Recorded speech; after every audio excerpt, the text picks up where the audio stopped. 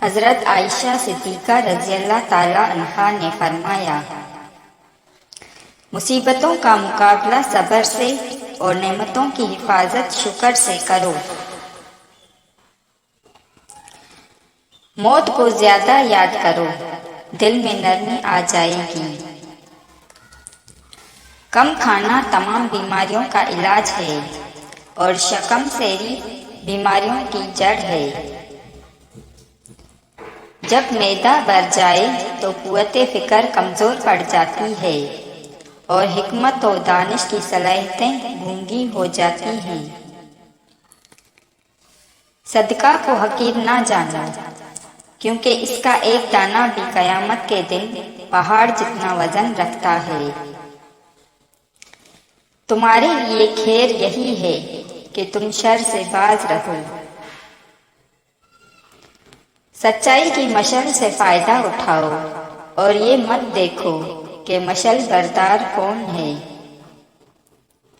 حق کا پرستار کبھی ذلیل نہیں ہوتا، چاہے سارا زمانہ اس کے خلاف ہو جائے۔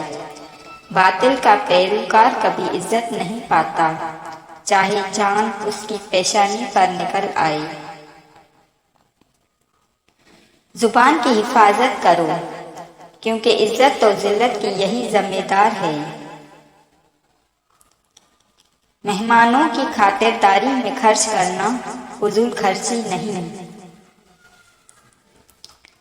خواتین کو وہ زیور نہیں پہننا چاہیے جو آواز کرے۔ اللہ اس عورت کی نماز قبول نہیں فرماتا جو بلوغت کو پہنچ جائے اور پردہ نہ کرے۔ جنت کو تکالیف محیط ہیں اور دوزخ کو خواہشات۔ مجھے دنیا میں 3 چیزیں پسند ہیں: اللہ کے فضل پر پورا بھروسہ کرنا، مخلوق سے پرہیز کرنا، جو کچھ اللہ نے دیا ہے اس پر قناعت کرنا۔